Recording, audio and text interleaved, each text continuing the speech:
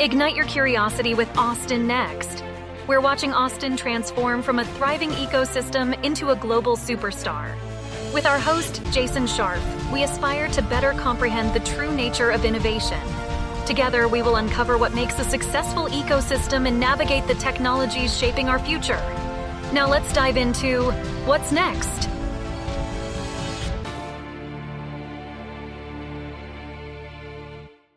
Today's podcast is sponsored by Austin Private Wealth, a registered investment advisor focused on fee-only financial planning and investment management.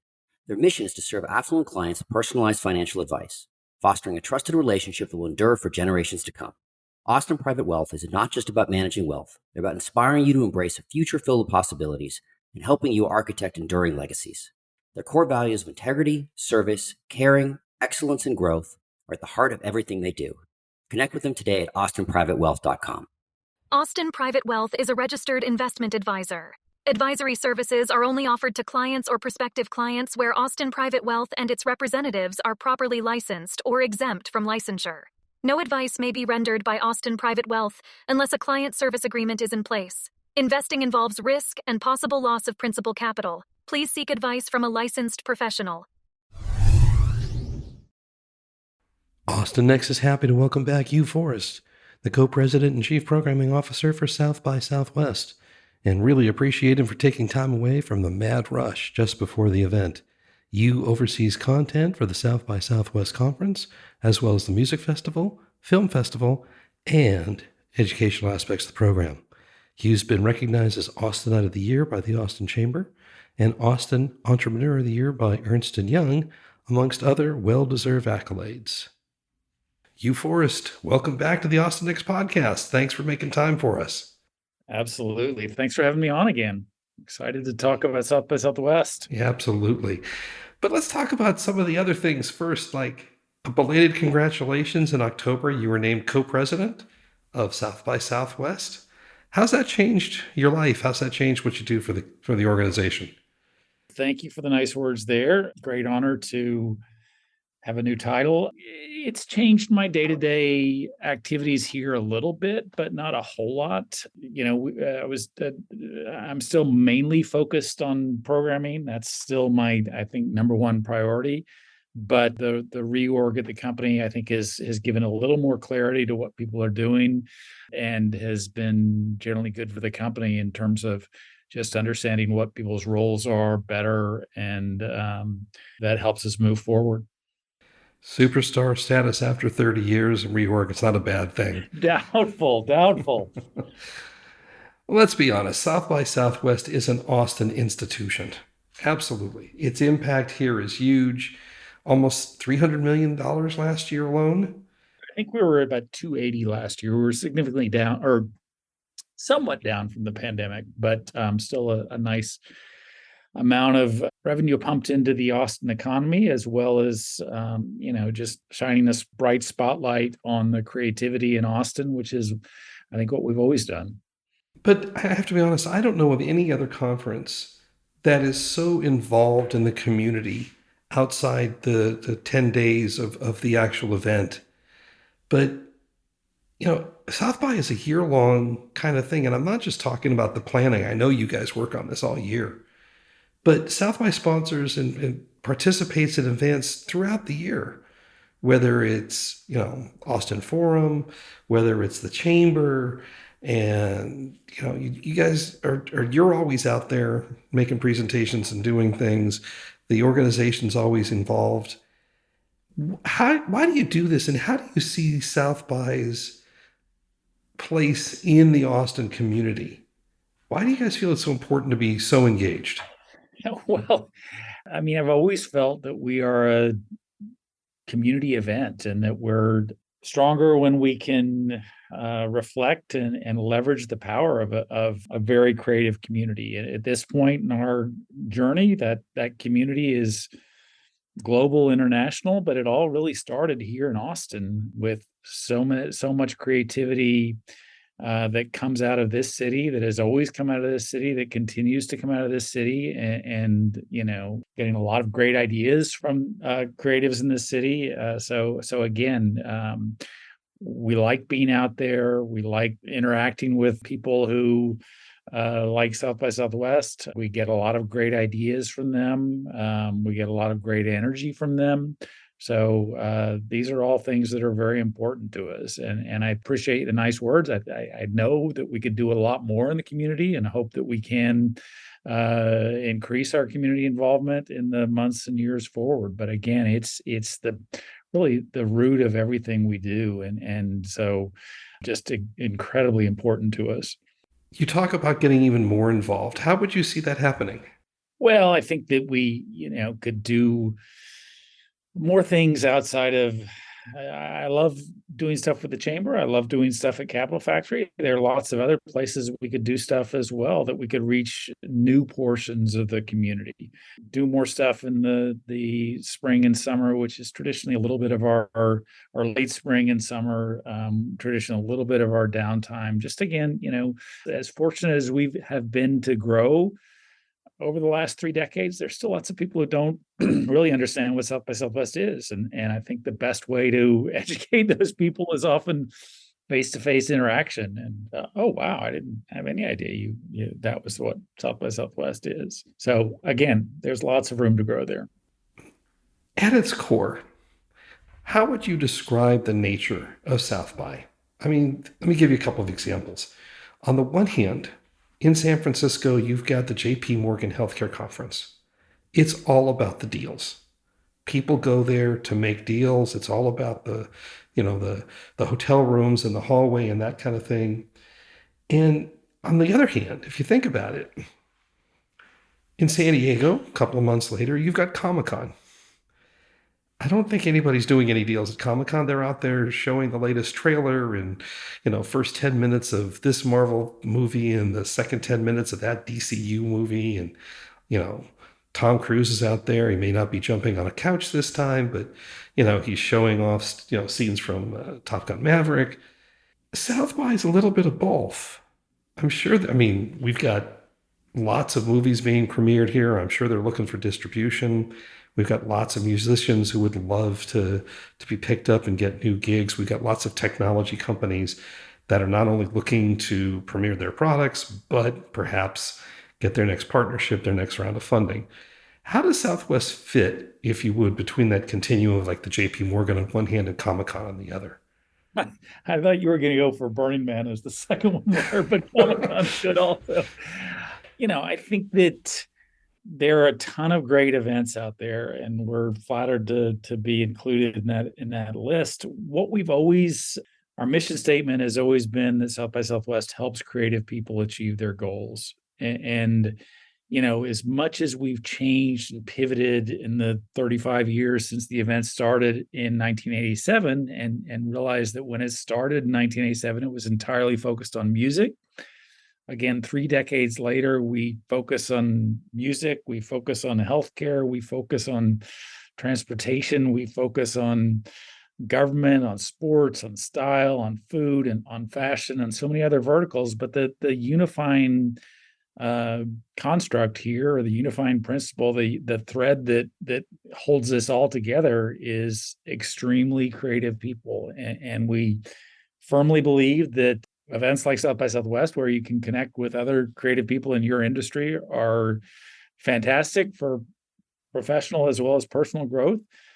We also even more firmly believe that South by Southwest is relatively unique in that you can connect and learn from creative professionals in other industries, and that often you can learn the most about what you're doing by seeing someone in a different industry who has a completely different approach to what they do. And, it turns something in your brain that hadn't turned before about, wow, I could bring that into my field. And it also, networking with people outside of your particular industry always, or almost inevitably, opens up new opportunities, new ideas, new business ventures, new partnerships. And so again, that's one of the things that makes the event really special. I also think that, back to your juxtaposition of Comic-Con versus the JP Morgan event in San Francisco, South by Southwest has always very much reflected Austin in so many ways. We're a city that There's real business that gets done here, but we do it on our own terms, and we like to have fun too. And South by Southwest has always reflected that mindset. It's going to be interesting, I have to admit. This is my first in-person South by. 2 years ago when we moved here, it was all online. Last year I was out of town for a board meeting, and this year I'm going. And we're going to do some things with Austin Next there. We're going to have some fun. We're going to do some videos, which will be a lot of fun, do some interviews, that kind of thing. So what would you tell a person like me who's going there for the first time? I'm going to put you on the spot here. I mean, my biggest point of advice to people, and it very much applies to first timers at South by Southwest, but also people who've been here several times before, is, create a game plan of what you want to achieve, what you want to accomplish, who you want to meet, what sessions you want to attend that will help you achieve those goals. The event is, like it or not, for better or for worse, it's very big at this point. It's easy to get overwhelmed, particularly if you don't know what to do. It's that paralysis of choice where you go into the store and there are 100 different brands of beer and it makes you walk out without any kind of beer. So not that South by Southwest is beer, but I encourage you to, have a game plan, map out a schedule of what you want to do, map out some alternate choices of if this room is too crowded or that room is too crowded. Be prepared to embrace serendipity if it happens and completely pivot and ditch your game plan. But it's better to have a game plan and ditch it when serendipity happens, as opposed to be expecting serendipity to happen the moment you walk in the door of the Austin Convention Center at South by Southwest. So again, I just think having that kind of game plan idea of what you want gives you a little bit of stability in what can sometimes be chaotic and overwhelming, but chaotic and overwhelming in hopefully a good way. Well, it's interesting because I've gone to a lot of conventions. I've been at some of the largest convention centers around, and Austin's isn't the largest by far, but South by becomes downtown, right? Which is amazing, and provides a set of venues very, very different from the typical kind of convention and festival environment. Let's dig into 2023 a little bit. We've got some new tracks. We've got some new sponsors. I think Rolling Stone's coming in for the first time to be the sponsor of the music track or the music festival. Rolling Stone is part of our PMC family, which South by Southwest is essentially a part of now. So they're doing helping out with a big showcase at Austin City Limits. We're very excited about that. Billboard's back for their second year doing stuff at Moody Amphitheater. So some really great music this year. And reminder that, we changed the badge structure several years ago so that if you have a interactive badge, you can use that badge to go see some great music. And again, goes back to that idea that seeing very different kinds of creative people practice their art, practice their creativity, practice their innovation is a great way to be inspired to do new things in whatever field you are. And yeah, we have, in terms of the conference content, we have 25 total tracks for 2023. I think that's probably as many tracks as we've ever had. A couple of new tracks this year. We've got a psychedelics track. We did a quote series of sessions on psychedelics, or a summit last year on psychedelics. This year it's formally a track. We've done coverage of psychedelics before, particularly our friend Tim Ferriss, who lives in Austin, is very much a proponent of psychedelics, but certainly we see a lot of usage for psychedelics in the medical community, as well as the recreational community. In many ways, psychedelics in 2023 is where cannabis was 10 years ago. There are new business opportunities opening here, and that's one of the reasons to cover it. We also have new for 2023 an energy track, which will largely be focused on, alternative sustainable energy. In some ways goes hand in hand with our climate change track. We've got a food track again. We had a food track for a while and discontinued it. We have it again. That again flows into a lot of the theme here of climate change, and a lot of the stuff in food will be about talking about sustainable food options. We have a track called Markets and Economies, which focuses a lot on old markets, new markets, how the supply chain challenges of the last few years have changed these things, what we can look for moving forward. And then this, not a new track for 2023, a second year track, but a transportation track. And I mention that or call that out because I will always say and firmly believe that, again, South by Southwest is a strong, strong reflection of what is happening, what is trending, what is hot in Austin. And the fact that Elon Musk essentially moved to Austin or parts thereabout, Yep. the fact that there's a giant Tesla plant in Austin now has changed the city to become a hub of transportation innovation. And we should be reflecting that at South by Southwest, and we are. Yeah, not only on the EV side, but on the autonomous vehicle side as well. Yep. And it's an interesting. So a lot of, in that transportation track, a lot of focus on EVs, a lot of focus on autonomous, but also focus on, new innovations in airlines and railways and micromobility. The transportation sector is experiencing lots of changes, and again, this flows back to the climate change thing as well. So again, it's a topic that our community, I think, is very interested in, and we'll get a lot of value out of at the 2023 event. It'll be interesting to look at the climate change event, especially from my point of view, because I'm on the board of a company that does carbon credits, and it's an interesting and difficult business in a lot of ways because of everybody that's got their hand out, and everybody wants you to do a certain something, and all I care about is the work we're doing for the people on the ground where we work. And it's going to be interesting to hear the different points of view around what's going on there when I go to South by in a couple of weeks. I know you've got a health and MedTech track, and J&J stepped up, I guess, to be the lead sponsor. Yep, J&J's involved as the track sponsor for our Health and MedTech track. This is again another one that falls into that same perspective of reflecting what's hot and trendy in Austin, and certainly the Dell Medical School has very much changed Austin into a center of innovation for health and MedTech. A lot of interesting content in there, ranging everything from where we are post, knock on wood, pandemic, to a lot of content on BCIs, which are brain computer interfaces. Neuralink and 3 or 4 other companies are here doing their experiments, and something that our friend Elon is involved in as well.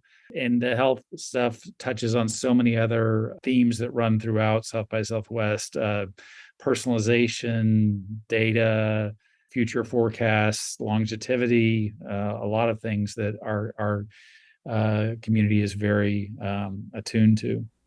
Speaking of future forecasts, I think this is the first year you have a 2050 track. We've had a 2050 track. I think last year we may have had been the first year we had 2050 track, but we've had this something that's been long-term, focused on long-term future for several years, with the idea that, or concept that we would all be a little bit better place if we can try to think in the long-term future as opposed to what's tomorrow, what's next week, what's next month. So again, a lot of really insightful content there, whether that is about space, whether that is about topic I just mentioned, longevity, whether that is about long-term transportation options. But again, the idea there is trying to get out of our immediate focus and think about where we will be as humans in 30 years, where we will be as a planet, how we can try to leave something better for all our children and our grandchildren than what we have at present. Anything beyond next quarter's financial report, please. Yeah, please. Absolutely. Yeah. What else can we expect at South by 2023? Well, I think that, kind of somewhat stating the obvious, as we record this 3 weeks before the event, you cannot you cannot read a paragraph in the news or go 3 minutes without hearing about generative AI. It is the biggest buzzy topic out there right now. And I think that this will inevitably find its way into so many different sessions and to so many different conversations at South by Southwest. That's partly because the community that comes to South by Southwest, and it's partly, again, just where we ended up being in this cycle when ChatGPT came out, and when the stuff with Bing is coming out with Music LM. So again, a lot of content there. We've got the president of OpenAI, Greg Brockman, is speaking at South by Southwest. We've also got one of the founding editors of Wired, that's Kevin Kelly. He's going to talk about generative AI and kind of build off that essay he had in, I think, the December issue of Wired, where he was actually pretty optimistic about how generative AI impacts creativity. But I mean, I think this is fascinating, again, within that idea that South by Southwest has always been focused on creativity, and that's been our lifeblood and our ticket to longevity. But it's hard to deny that something like generative AI, with all its flaws, and we know they're flaws, inevitably is changing what our definitions, our thoughts, our mindset is on creativity as we move into the future. So again, I think that'll be one of the big topics at this year's event. It will be in a lot of the tech industry, the sessions in the tech industry track. It'll be in the startup track as people talk about new startup opportunities. It'll be in the design track as people talk about how to design this better. It'll also be in some of the music tracks in terms of, again, how does something like generative AI, when we've got these machines or algorithms that can compose music that may not quite be human, but it's getting pretty close. So yes. Yeah, I think one of the most interesting things, of course, is it drives new skill sets. Because Absolutely. my son and my granddaughter, now she's just turned 7, spend a long time every week writing the prompts for Dolly or one of the other picture-based generative AI systems to come up with a picture they want. And the specificity with which they have to describe what they're looking for. I would like this kind of a thing in this style with this kind of, activity going on. And if nothing else, I think she's become a lot better in her language arts just because she has to be so specific for the computer. So I think there's a lot of benefits that'll come from it over time, and I think we'll probably figure out a way not to be so scared of it. Well, as you say, it's going to drive different definitions of what it means to be creative. And is that just creative prompts, or are there other ways that, again, you can use this technology? I mean, to the idea that we're scared of it, yeah, I think we are. But I also think that healthy skepticism, thinking about worst case scenarios, shows that we've grown a little bit in terms of our understanding of technology. I mean, South by Southwest 20 years ago, we were very much at the epicenter of the social media revolution, and almost all parties, including myself, bought into this idea that social media was going to make us closer, going to unite the world, it was going to solve all our problems. And what we have learned since then is that when you're coming up with a new technology, you have to kind of think of the absolute worst case scenarios. And I'm not sure we're completely there yet in terms of thinking of those worst case scenarios with AI, but I think we're a little more, just again, skeptical or measured in our hype on this stuff. Not all of us, and myself included, because I think AI is transformational. But again, we should be as careful on this going forward as possible, and try to think this is a lot of neat things here, but what are the bad things, and how will that negatively impact our society? That's another area for long-term thinking, you know? Absolutely. Yeah. And let me also say, Michael, I've talked about it quite a few times in the podcast. We'll have a lot of climate change focus at 2023. That we have a climate change track. We've had that for a couple of years. What I do hope and what I think we've got more content here that is talking about ideas or solutions as opposed to simply identifying the problem. So a lot of focus on the new markets for and new opportunities for startups in this space. Really excited. We've got the UT profs who've worked on that. The enzyme that eats plastic. You saw that headline from last summer. They'll be speaking. And I think that's the generally the flavor of a lot of our climate change content is, what are our solutions out of this mess? They're not immediate, but we got the smartest people, or some of the smartest people in the room here. Let's all think about this, and maybe we can figure out some positive outcomes as opposed to woe is me. There's nothing we can do to stop this. No, I have no doubt. I've been looking at new battery technology for 25 years. Haven't seen one that makes the grade yet, but you know what? I know it's out there. And I have a sneaking suspicion, whether it's this year or next year, somebody's going to be presenting at South by. So I'm looking forward to those sessions. Well, let's talk about Sydney. That's coming up now.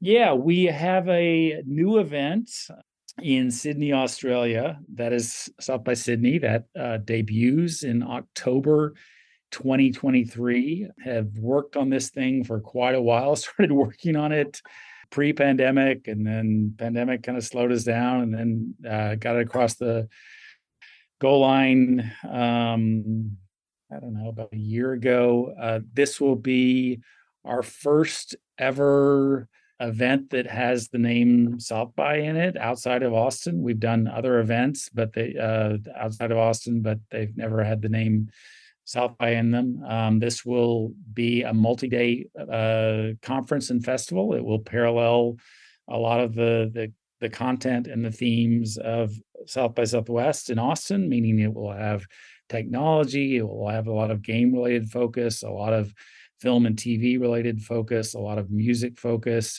The fact that it's happening in a city that is a mecca of creativity in the Pacific Rim, a city that people want to visit, love to visit, that has great food, great energy, we think makes for a great fit. So we're incredibly excited about this. We just had the kickoff party for the event about 2 weeks ago in Sydney. A couple of my colleagues went. Great crowd, great turnout. So again, really, really excited about the opportunities there for 2023 and beyond. Hugh, it's great talking to you again. We end it like we do all the time. Hugh Forrest, Chief Programming Officer of South by Southwest. What's next, Austin, and what's next for South by? Thanks, Michael. Great pleasure to be here tonight, and we'll see you in March at South by Southwest. Very good. Have a great evening. Thanks a lot. Yourself as well. So what's next, Austin? We're glad you've joined us on this journey. Please subscribe at your favorite podcast catcher, leave us a review, and let your colleagues know about us. This will help us grow the podcast and continue bringing you unique interviews and insights. Thanks again for listening, and see you soon.